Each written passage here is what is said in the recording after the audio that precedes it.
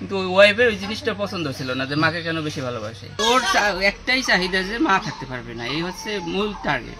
এখন পলাশ মাকে ছাড়বে না, মা পলাশকে ছাড়বে না। ওর এখন এই অশান্তিগুলো হচ্ছে, ভাবছি অশান্তি করলে হয়তো মাকে গ্রামে পাঠাই দেবে। তে বিবাহ করেছে আপনার, যেহেতু আপনার নতুনই বলতে গেলে 2-2.5 বছর, তো বিয়ের পর থেকে মা ওর সাথে শহরে থাকে। তো এই ওয়াইফের যেহেতু জেনারেশন গ্যাপ আছে, ওয়াইফের ওই মা পলাশে খুব ভালোবাসে, পলাশ মারে খুব ভালোবাসে, আবার ওয়াইফকে খুব ভালোবাসে, মানে ওর দুজনকেই ভালোবাসে প্রচুর পরিমাণে। কিন্তু ওই ওয়াইফের ওই জিনিসটা পছন্দ ছিল না যে মাকে কেন বেশি ভালোবাসে।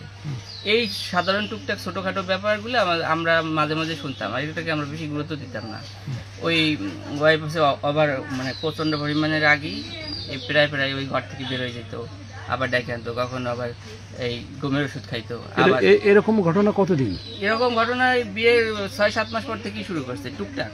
তো আমরা বুঝাইতাম, আবার ঠিক হইতো, এভাবে চলে। এগুলো আমরা কোনো গুরুত্ব দিতাম না, জানি যে বউ শাশুড়ি সম্পর্কগুলো এরকমই হয়। এখন ওর চাহিদা হচ্ছে যে মাকে পাঠাই দাও, এখন ও তো মাকে গ্রামে পাঠাবে না। এই নিয়ে ওয়াইফরে যেহেতু ভালোবাসতো, ওয়াইফ দেখা যায় ওই চাপটা প্রয়োগ করতো প্রায়।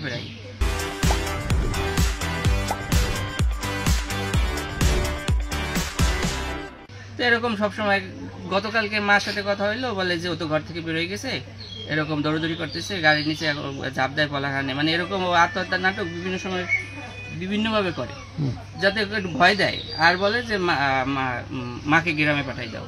গতকালকে নাকি র্যাব অফিসে গিয়েও ই করছে, মানে সারাদিন অনেক সিন ক্রিয়েট করছে, গালাগালি ছিল উঠবো যে মাকে পাঠাই দাও, মা থাকতে পারবে না।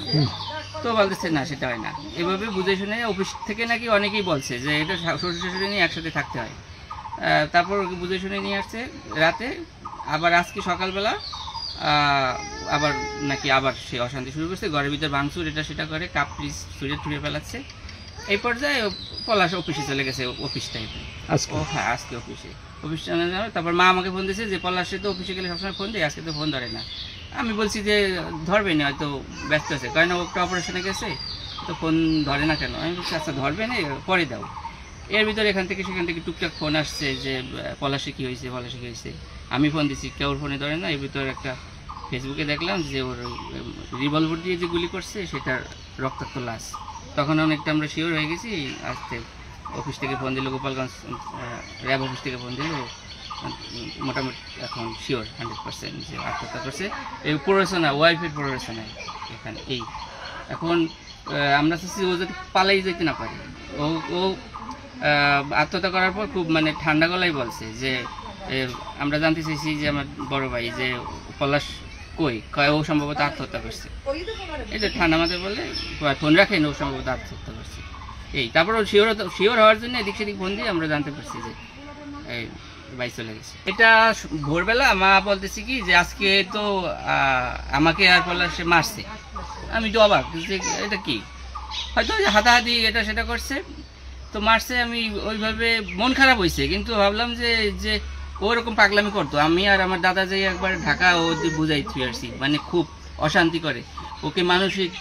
আমি বলছি যে ওর মানসিক সমস্যা থাকতে পারে, মানসিক ডাক্তার দেখাও। তো ওর একটাই চাহিদা যে মা থাকতে পারবে না, এই হচ্ছে মূল টার্গেট। এখন পলাশ মাকে ছাড়বে না, মা পলাশকে ছাড়বে না। ওর এখন এই অশান্তিগুলো হচ্ছে, ভাবছি অশান্তি করলে হয়তো মাকে গ্রামে পাঠাই দেবে। তো সকালবেলা আজকে বলছে যে ওয়াইফে গা হত্যা করছে, এবং দাদা ফোন দিচ্ছে তুমি কি করছো, কি আমাকে হিট করছে, আমিও তাকে হিট করছি। ওই অপমান সহ্য করতে না পারি সাথে